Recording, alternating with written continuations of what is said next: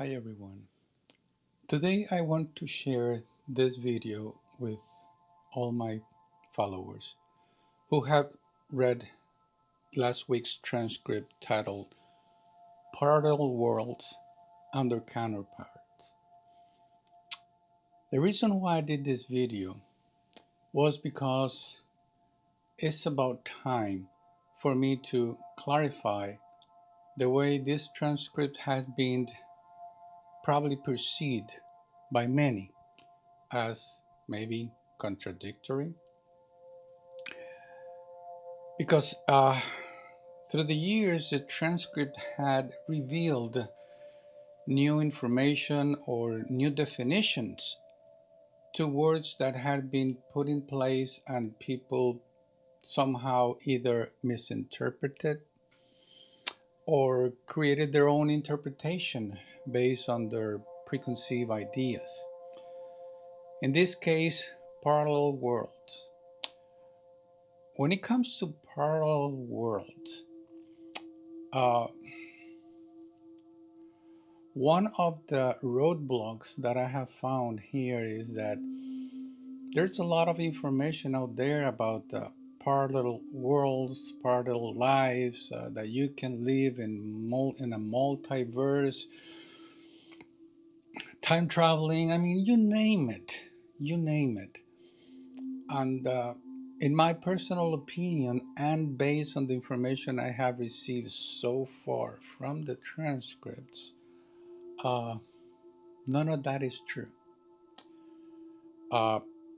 I might sound bold at times, but keep in mind that I am the, let's say, the I try to avoid the word channeler because it had been also so misinterpreted. I am the conduit by which the information comes through. In other words, do not shoot the messenger. I receive the message, I receive it, perceive it, I go through the experience, and once I understand, then I put it into words. And that's one of the reasons why many of you may have some difficulties reading the transcript and understanding who is speaking, because many times as I receive the information, I see it, I perceive it, I live the experience, and then it is me who is translating the information in words. And I include myself. That's why, I mean, you might be reading something like, for example, we have been doing this. The we is not the collective. The collective is not part of the we. It is me who is understanding, and it is me talking to you or talking to myself, saying, we need to do that.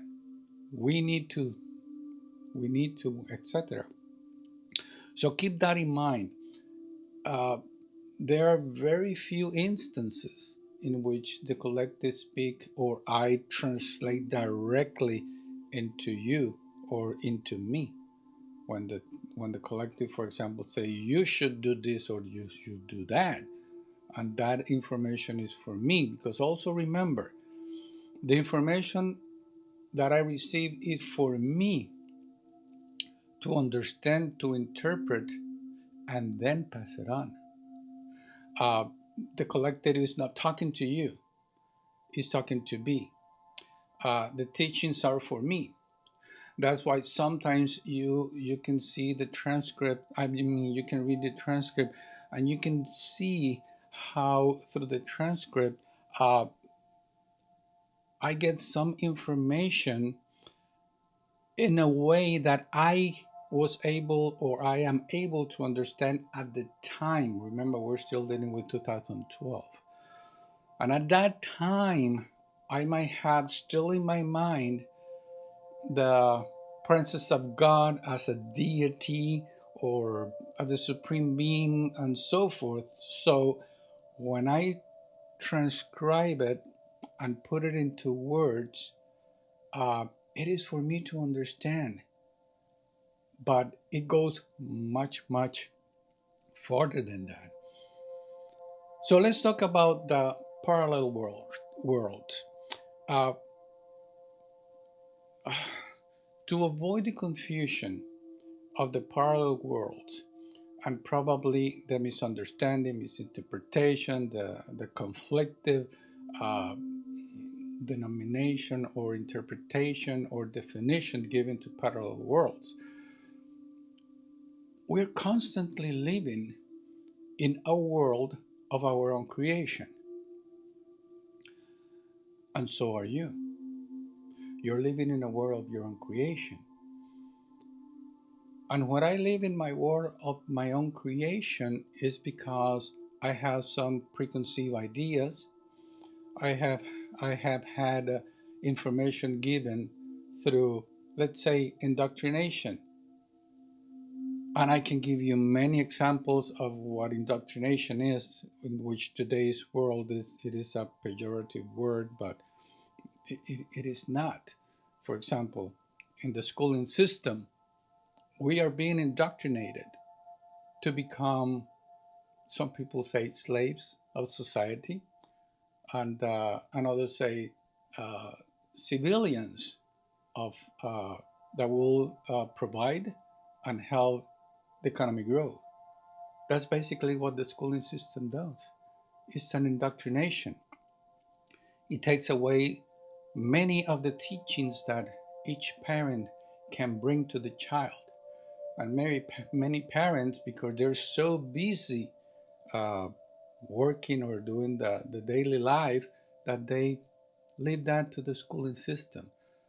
Then when they open their eyes, their children had been taught differently than what you may have wanted to. So I have my world of my own creation, and you have your world of your own creation, and your neighbor and your friends, and everybody have a world of their own creation. So we are living in parallel worlds. My world is my world, your world is your world, and many of us share the same ideas at one point or the other, but we are living parallel worlds all over the place. That's one aspect at a superficial level. If we go a little bit deeper, we're living in parallel worlds because I'm having this experience, you're having this experience, and because we are one, as we share this experience, I am experiencing your experience as you share it with me, and at the same time I do the same for you. So we are living in parallel worlds simultaneously, all at once. Let me give you not an analogy but a good example for you to see what I exactly means. When you are born with three elements. The first one is what you inherited from your father, what you inherited from your mother, and what you brought within yourself as a sum total of all your experiences since you first moved. That's gonna make your new you. But as you see this, you see that you have become part of your father and you have become part of your mother. And now you have to deal with those experiences. Now you become one.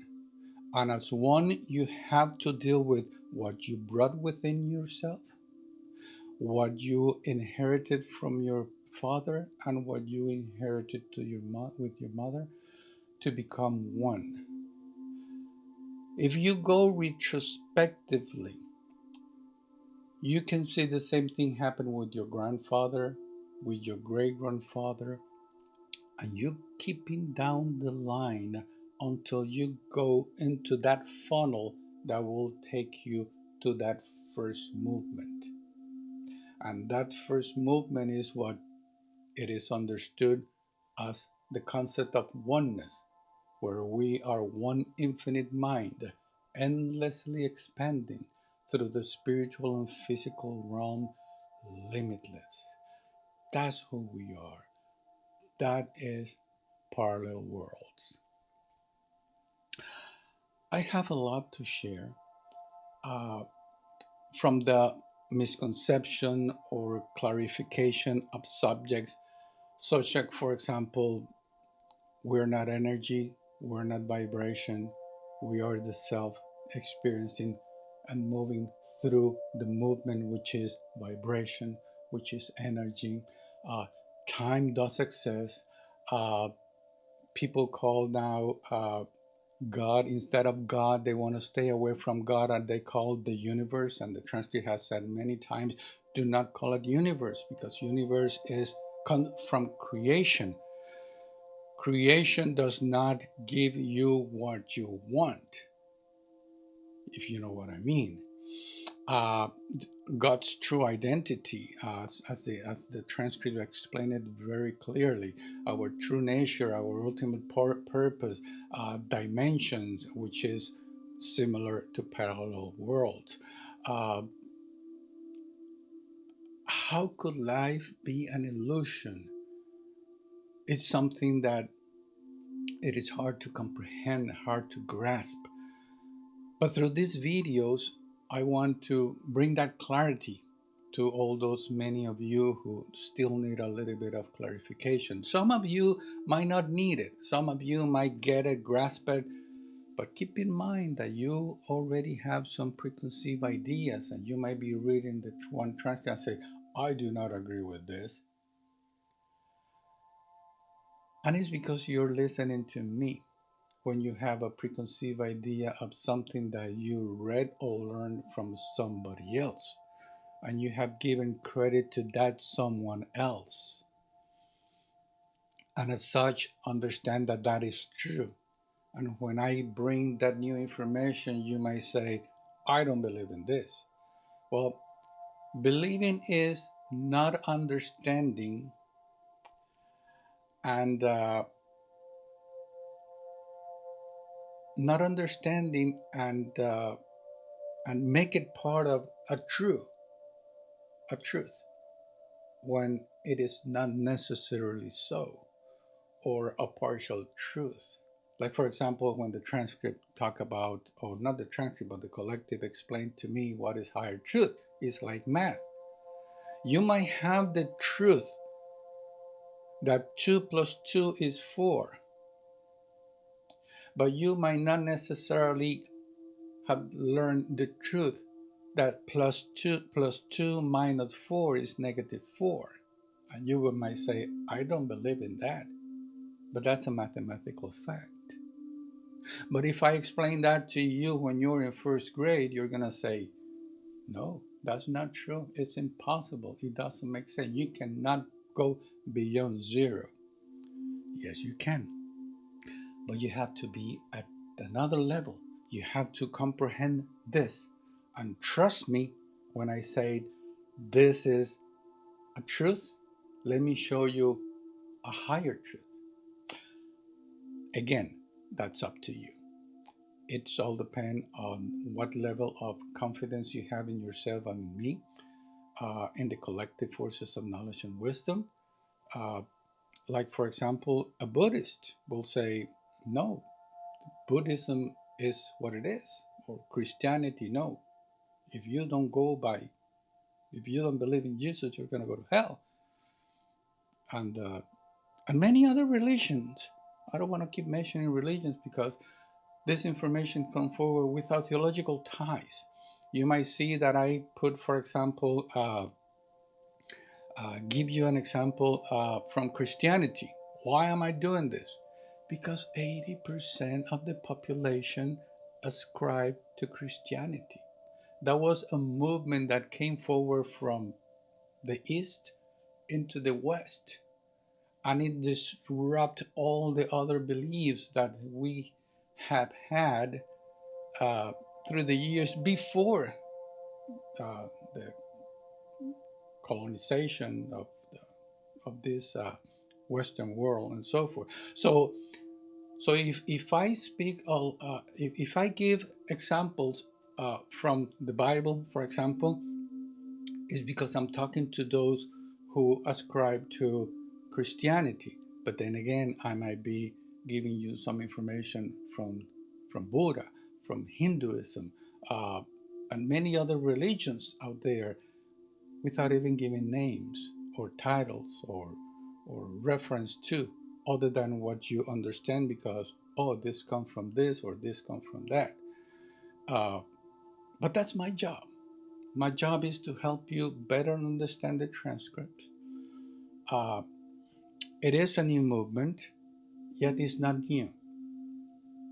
It is the old concept, long forgotten concept of oneness, where we have to understand that we are one. And if we understand that we are one, and we truly and really comprehend that we are one at the deepest level,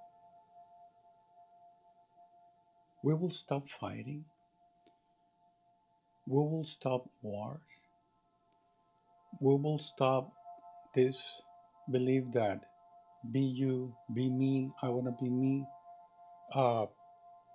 We have to keep boundaries and all this new stuff. My new identification. I identify as such and such.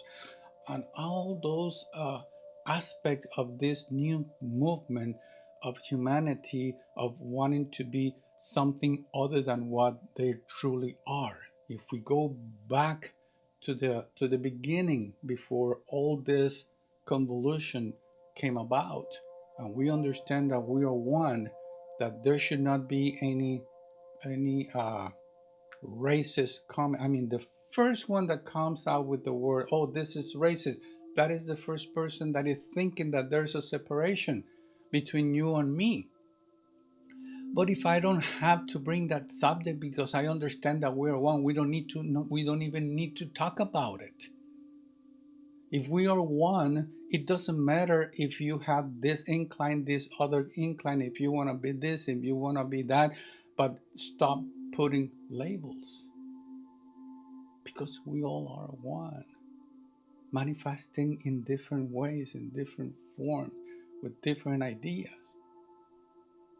But for that, we need to bring those ideas into one collective unity of information, of understanding, of realization, away from all that noise and disruption that wants to keep us separated. We don't need that. We really don't need that. And that's my job, to help you better understand this. I'm doing this from the goodness of my heart, as an agreement that took place in 1979, and I'm complying with it. But I can do so much. I am what is called a one-man band, doing all I can to bring you this information. But you know what? Nothing here is for free. None of this is for free.